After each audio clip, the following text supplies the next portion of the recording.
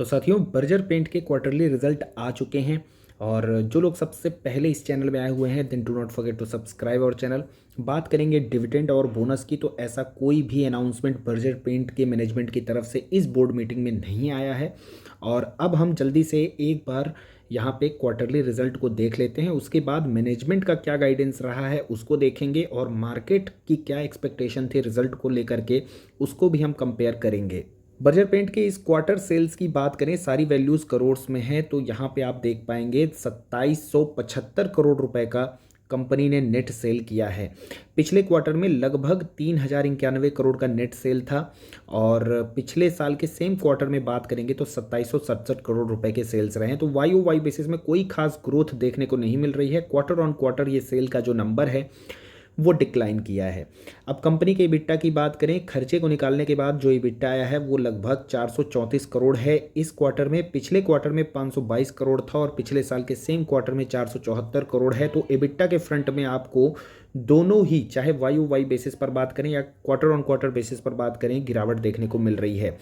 Margin भी quarter on quarter basis और Y O Y basis पर मार्जिन भी डाउन हुए हैं। इसके बाद हम प्रॉफिट आफ्टर टैक्स की बात करेंगे तो वो 354 करोड़ से पिछले क्वार्टर से घट करके 269 करोड़ रुपए हो चुके हैं। In fact Y O Y basis पर भी 292 करोड़ से घट के 269 करोड़ हुए हैं, यानी कि पैट में वाई ओ वाई बेसिस पर लगभग 7.8% और क्वार्टर ऑन क्वार्टर बेसिस पर 24% की गिरावट है। कंपनी के ईपीएस में भी गिरावट देखने को मिल रही है quarter on quarter and Y O Y basis पर। और अगर वैल्यूएशन की बात किया जाए तो 52 का वैल्यूएशन था रिजल्ट आने से पहले और रिजल्ट आने के बाद यहाँ पे 51 के पी है। अब एक बार देख लेते हैं कि मार्केट क्या एक्सपेक्ट कर रहा था। तो यहाँ पर अगर देखा जाए तो ब्लूमबर्ग का एस्टिमेट्स है यहाँ पर बर्जर पेंट को लेकर के।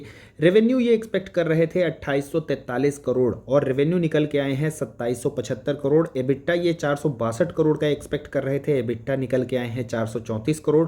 मार्जिन एक्सपेक्ट कर रहे थे 16 प्लस, मार्जिन आए हैं 15.6 और नेट प्रॉफिट की इनकी 270 जो निकल के आए हैं उसकी जगह पे मार्केट की एक्सपेक्टेशन जो थी वो 288 करोड़ की थी। क्वार्टर टू के परफॉर्मेंस पर मैनेजमेंट अभी भी बुलिश है। उनका कहना है कि उन्होंने मार्केट शेयर को एक बार फिर इस क्वार्टर में गेन किया है। उनका कहना है कि ग्रॉस प्रॉफिट जो है, माफ़ कीजिएगा, ग्रॉस प्रॉफिट मार्जिन जो है वो पिछले 10 क्वार्टर में अभी तक का हाईएस्ट रहा है और ऑपरेटिंग प्रॉफिट मार्जिन जो है उनके गाइडेंस लेवल के अंदर है, जो कि गाइडेंस उन्होंने 15 से 17% का दिया है। ये सेक्टर और ये पर्टिकुलर स्टॉक मुझे काफ़ी ज़्यादा पसंद था जब बिरला की एंट्री पेंट सेगमेंट में नहीं हुई थी। उसके बाद मैंने इस स्टॉक में विद प्रॉफिट, मार्जिनल प्रॉफिट था मेरा लगभग 10 से 20% अराउंड कुछ प्रॉफिट था और उस प्रॉफिट के साथ ही मैं इस स्टॉक से एग्जिट कर गया था, क्योंकि पर्सनली मुझे अब ये सेक्टर पसंद नहीं आ रहा था क्योंकि काफ़ी ज़्यादा क्राउडेड हो गया। बिरला की एंट्री हो गई, एस्ट्रल भी इसमें एंट्री कर रहा था, बहुत सारे स्टॉक, बहुत सारी कंपनियां जो है इस सेक्टर में एंट्री कर रहे थे। तो दोस्तों आप बताइए आपके पास क्या ये स्टॉक है, अगर है तो किन प्राइस लेवल पर है और कितनी क्वांटिटी आपने बाई की है। Thanks for watching the video. Content अगर आपको अच्छा लगा है then do not forget to like and subscribe our channel.